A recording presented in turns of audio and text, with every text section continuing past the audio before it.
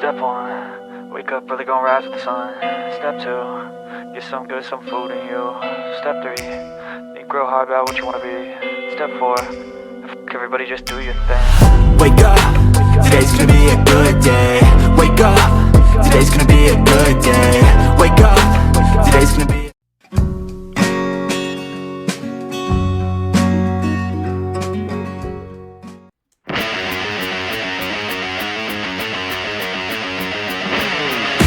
So what is up mga detective? Nandito kami sa Robinson's Magnolia para kumain ng Mexican street food dito sa Cocina Mexicana. Samahan nyo kami, datakawin na naman namin kayo. Let's go!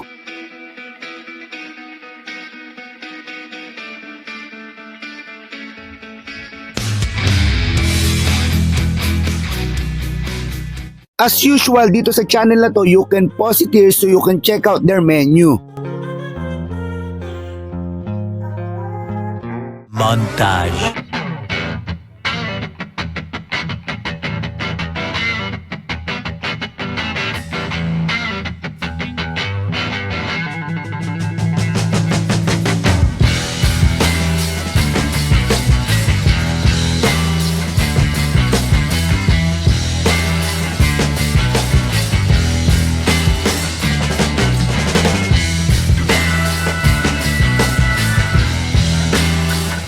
Flashback. Kumain na rin pala kami dati dito at Soul Potato pa lang ang pangalan niya at hindi pa Cocina Mexicana.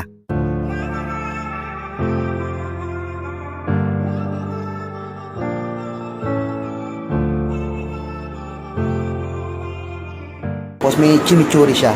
So, kakaibang experience na naman to.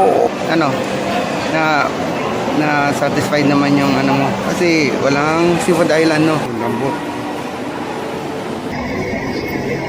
End of flashback. At dahil nagustuhan namin ito ay bumalik kami dito at nag-repeat it again.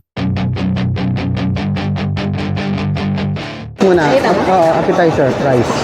So, inuna namin tong fries at ginawa namin itong pampagana. Mexican no?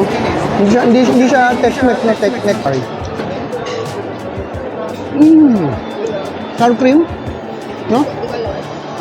Parang sour cream siya. Tapos Sour cream nga yung dip niya at saktong-sakto ito sa mga flavorings na nilagay sa fries. Success nga at appetizing ito at ginanahan kami dito. Next naman itong Mexican rub na wings nila na may java rice sa kapartner. Marami din ang serving ng pieces ng wings nito kaya siguradong mabubusog ka dito. Ang tanong na lang ay kung masarap ba ito.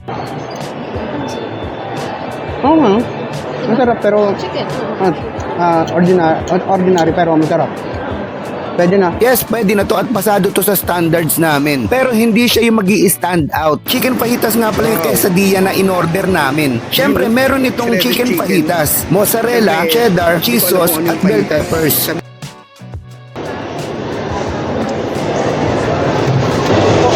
Wow, big. Wow. Kahit walang dip. Meron ng chicken. Meron lang distinct na panlasa yung flavor ng mga Mexican, no? Ito yun, tsaka yung itong fries. Kahit yung dip?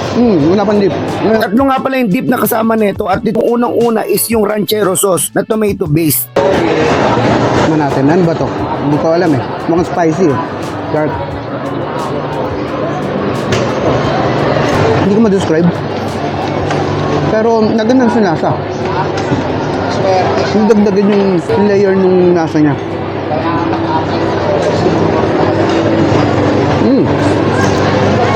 Ngayon, ito namang white sauce. Hindi ko alam kung sour cream ito. Itong white sauce, akala ko nung una sour cream, garlic sauce pala siya. Or what? Itong garlic sauce may hint ng asim, siguro galing to sa yogurt. At hindi intense yung garlic flavor nito. Last but not least, itong green. Itong green na dip naman ay guacamole sauce. Green. Ang fresh. Mga herbs na binlender. Tinaga ng spices. Last but not the least, ang all-time favorite Mexican or Tex-Mex food ko ay itong burrito. Makikita dito na malaki yung burrito. Tapos meron siyang ranchero sauce, may garnish na cilantro at garlic sauce siguro yung white. Kung nakakita ka na ng burrito ng Army Navy, mas malaki ito. makita mo yung beef tsaka yung kanin. Kasi ito kasi yung sauce niya sa labas. Kasi wet yung in-order natin. Pingi ako ah. Ayun o. Okay. Kaya ko yan ng sinusubo to. Surprise! Init.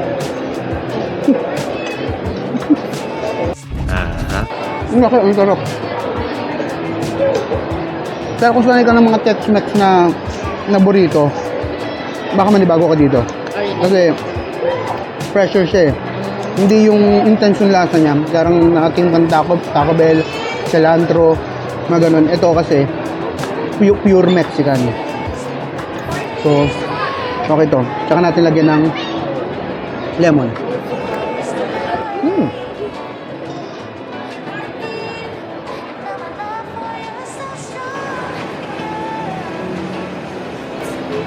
Oh, your turn.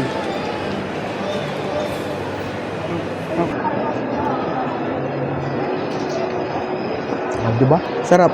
Hindi intense yung lasa niya, no? Hindi overwhelming. Yeah.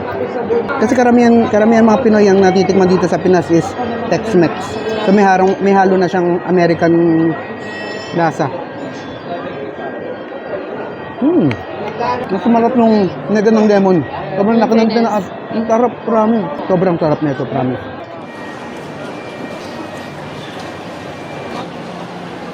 Ang tanong ay, kung kasya ba ulit sa bibig ko to, mukhang hindi. Maybe na siya. Oh my God.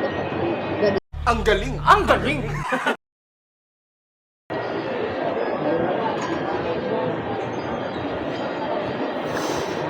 Napakasarap, babe. Sabi, hindi. Hindi ko alam kung ano mas masarap eh. Ang burrito, itong payatas. Pero, promise, parehas masarap. Naghanap ko ng legit na, authentic na Mexican food, Mexican street food dito sa Maynila. Ito, dito sa Robinson's Magnolia. Ang sarap. Pantay sa number 1 yung chicken fajitas na quesadilla.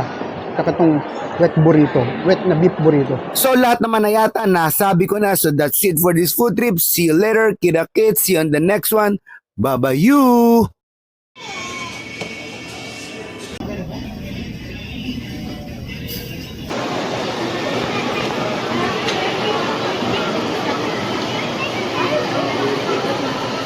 Sa loob, oh. Hindi siya may kuko sa loob.